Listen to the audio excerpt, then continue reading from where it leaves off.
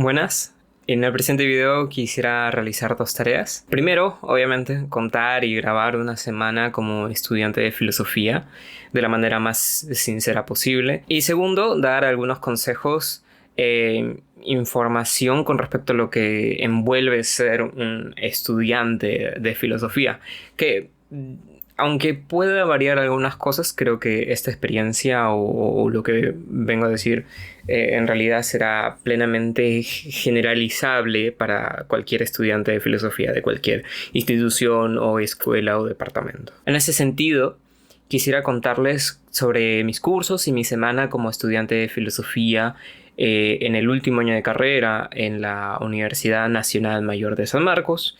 Y luego quiero contarles algunas de las experiencias que he tenido y que podría tener un estudiante de filosofía. Algunas cosas que se podrían evitar y objetivos que sería bueno tener desde inicios de la carrera.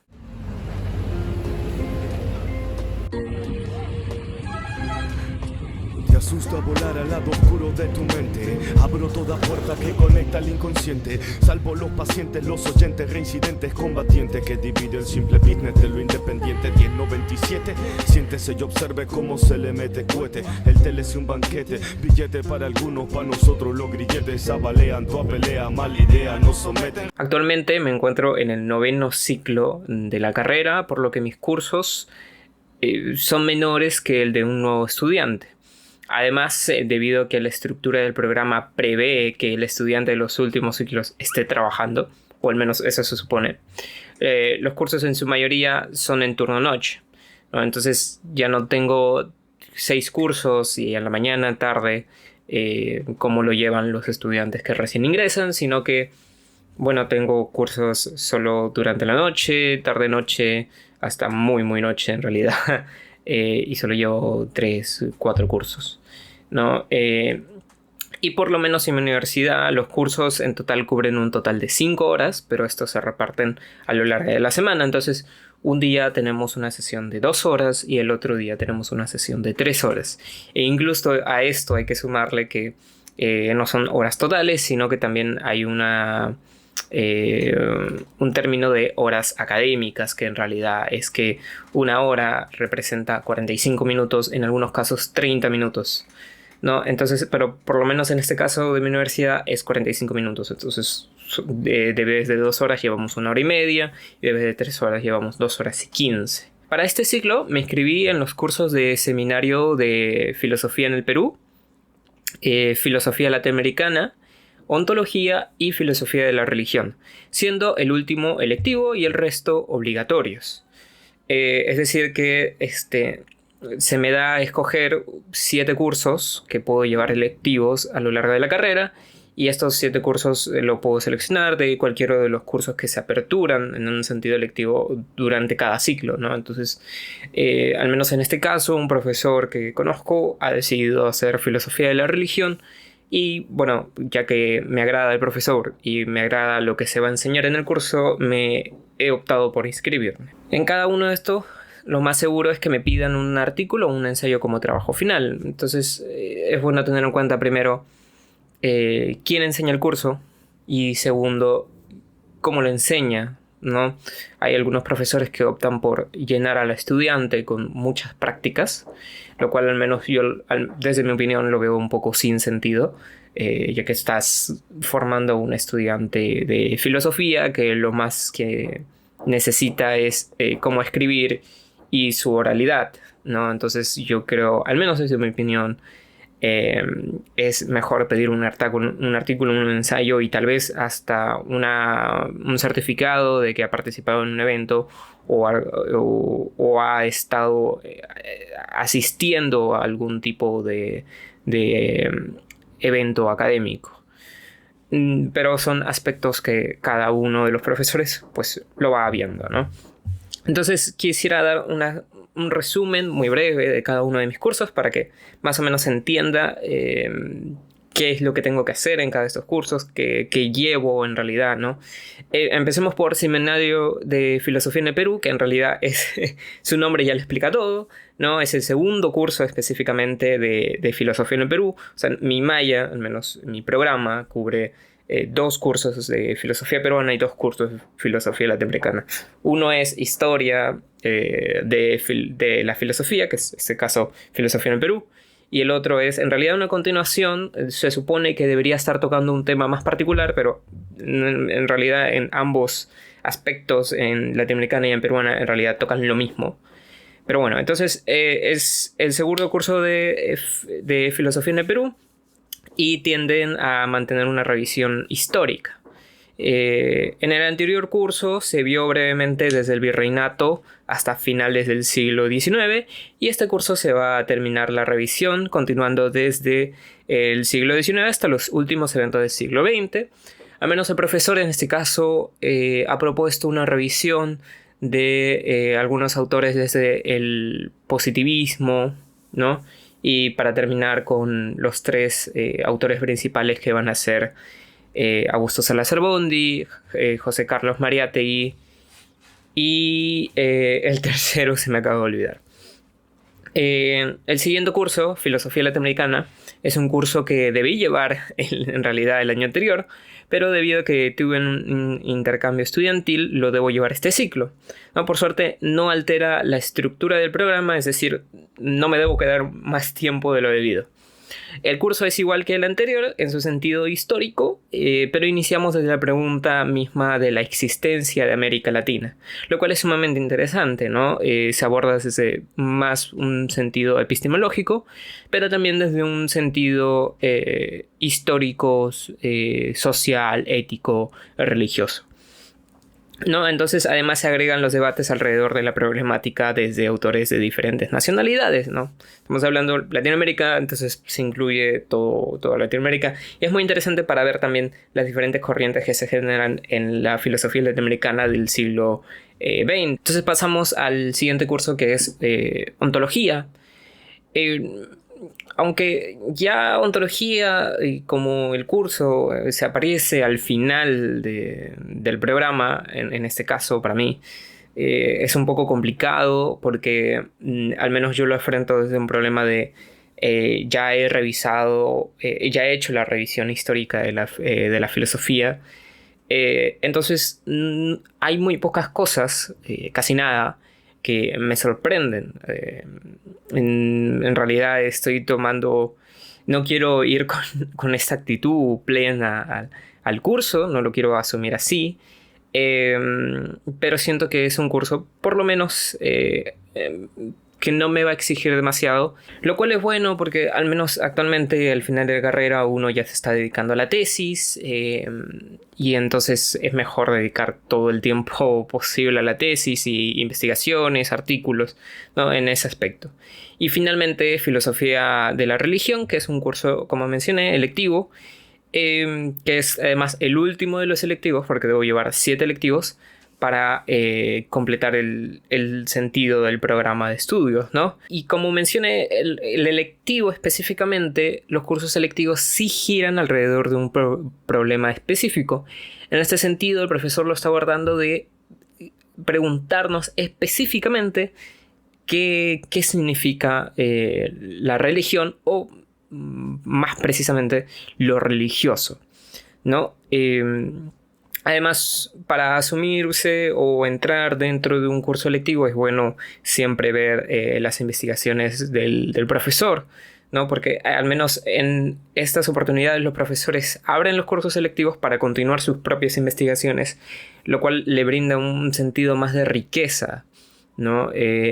Usualmente o pueden ser muy buenos o pueden ser muy malos estos selectivos, en el sentido siguiente, de que si tienen muy buena acogida, pues el profesor se puede explayar mucho más y le contenta mucho más al profesor.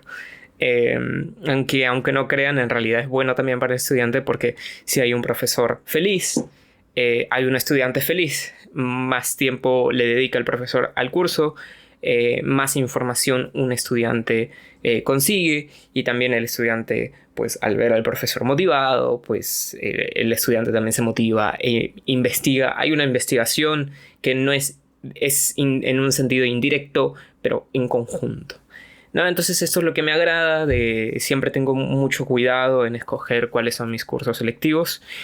Quiero que en cierto sentido estén también en la tendencia de mis investigaciones actuales, pero también me gusta ver cómo los profesores se desarrollan en estos espacios que tienen, ¿no? Algo que también quería mencionar era qué es necesario para ser materialmente, qué es necesario para ser un estudiante de filosofía.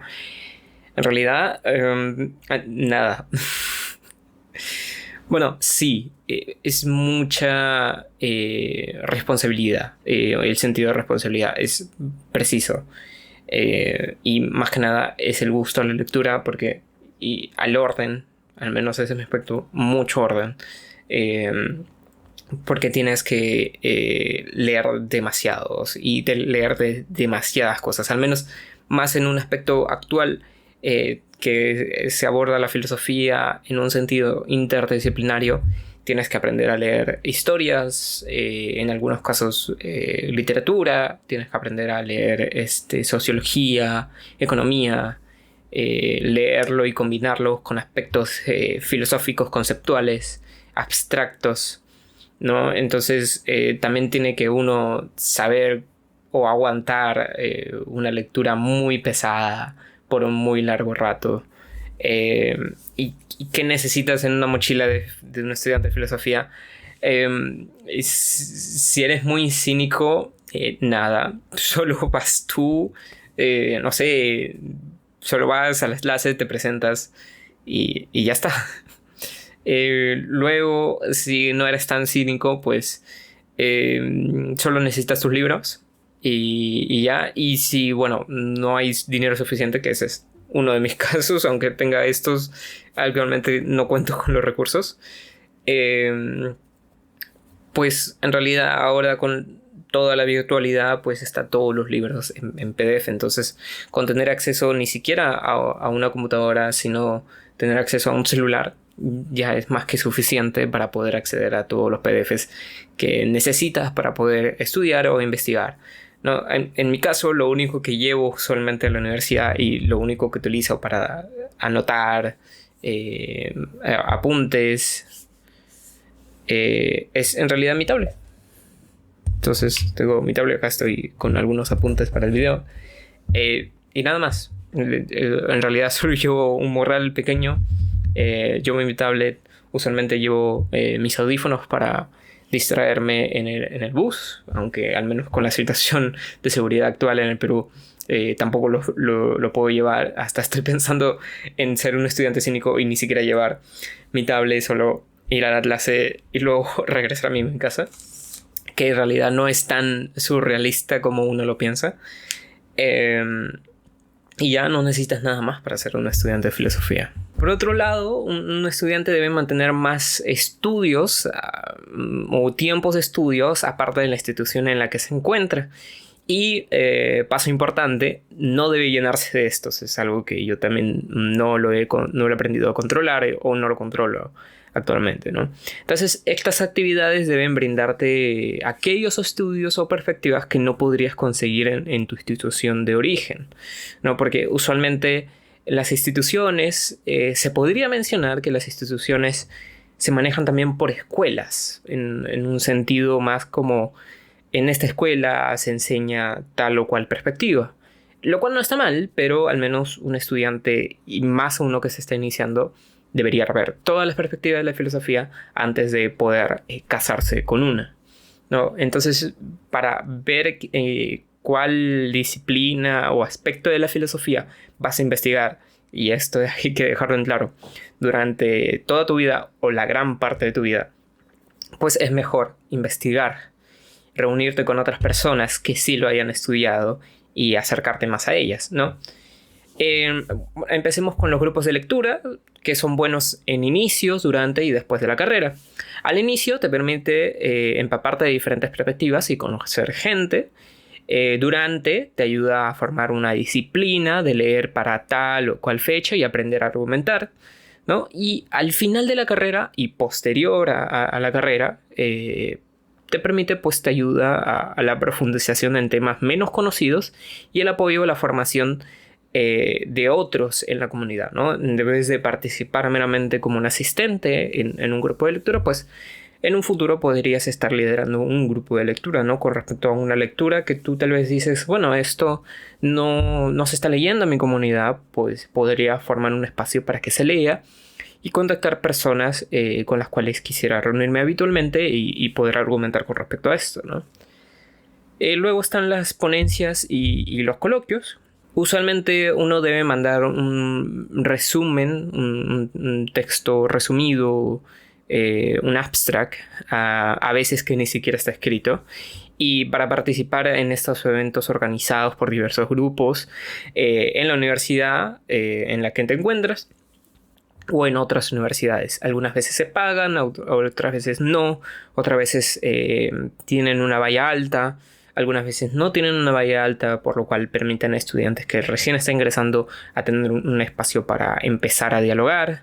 Y esto ayuda en varios sentidos. Primero, en la escritura, que ese es un aspecto fundamental del estudiante de filosofía. Segundo, en la oralidad. Y tercero, en la argumentación, o sea, aprender a defender tu tesis o lo que estás diciendo en el mismo momento, ¿no? O sea, ante cualquier tipo de pregunta, pues tienes que responderlo en el momento y defender lo que estás diciendo. Y esto también pone a prueba tu conocimiento en general de la filosofía, ¿no? Entonces también uno se da cuenta de lo complicado que es escribir e investigar un tema en que los otros se interesan y te escuchan, porque también este es otro aspecto. Estás dentro estás en un teatro, por así decirlo, ¿no?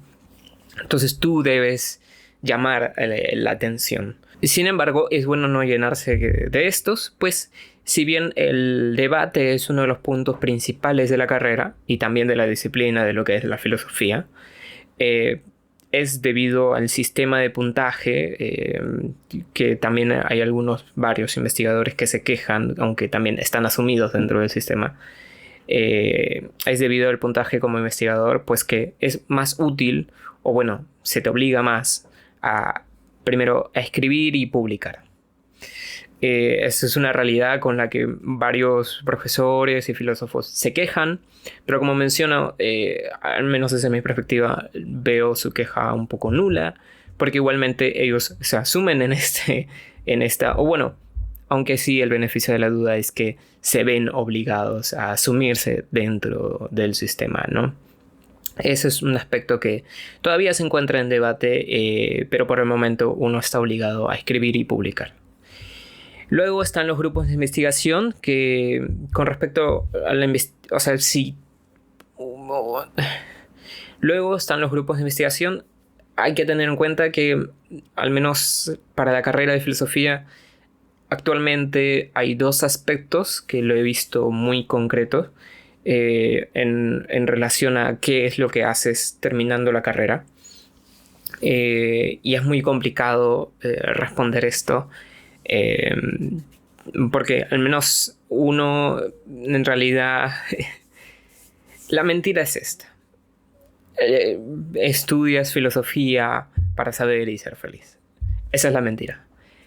La realidad es que uno todavía está dentro de la sociedad y la sociedad te dicta que debes trabajar terminando tu carrera, tu especialización.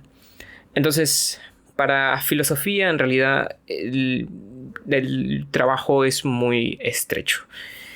Existen dos fuentes de trabajo principales. La primera es ser profesor de filosofía, lo cual no está mal.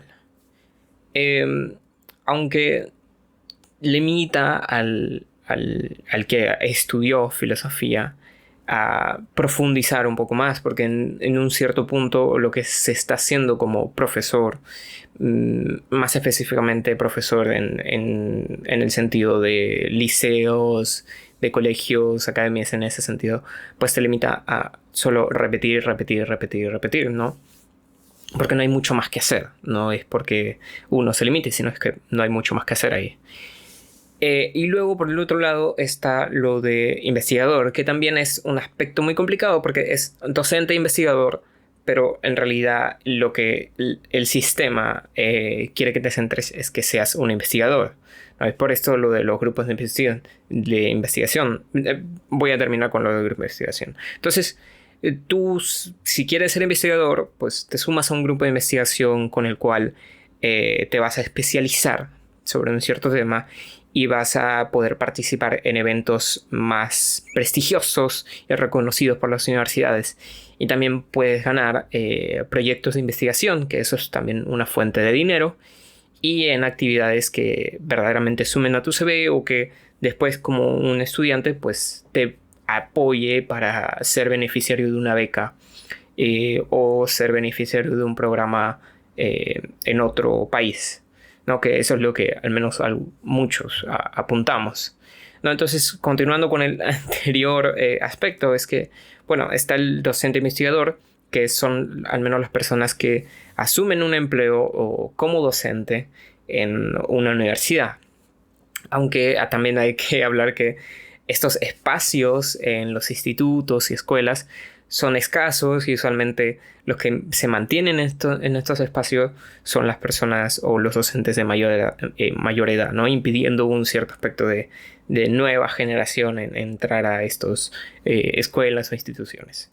Pero mientras ese problema es otro mundo, pero mientras ese problema aún no se resuelve, o el tiempo lo resuelve, lo que hace un docente investigador en realidad es dictar ciertas clases que tal vez algunos ni siquiera tienen interés y luego dedicarse todo su tiempo a investigar, a publicar, a hacerse cargo de proyectos de investigación, a hacerse cargo de la publicación de artículos académicos y que estas publicaciones sean un número más, que en realidad sí te beneficia a ti, pero también beneficia a tu institución, que también beneficia a tu universidad, porque la universidad necesita acreditarse y es toda una serie que te obliga, o sea, es una serie así, pero que en realidad tú estás acá en el punto final y desde arriba se te obliga.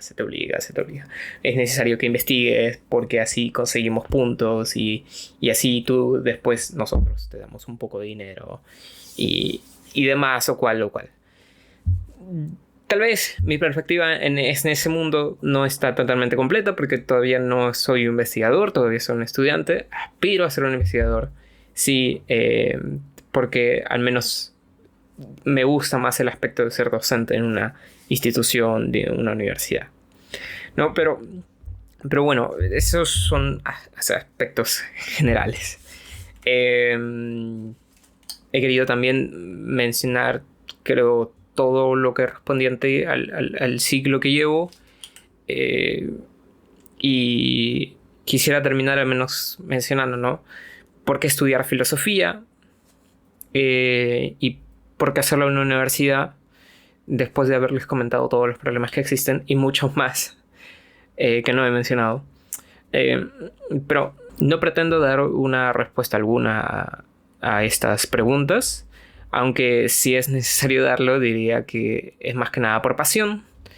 Al final del día, a pesar de los problemas de las instituciones donde estudio, al menos yo, de los problemas educativos estructurales del país, de la inseguridad, etc., uno disfruta de estudiar filosofía, brinda un sentimiento de seguridad y eso es más que suficiente. Gracias. En el estado más nocivo de sus mercados excluidos. Un techo digno para mis hijos, motor y motivo. Mi enemigo es tu capitalismo y En el estado más nocivo.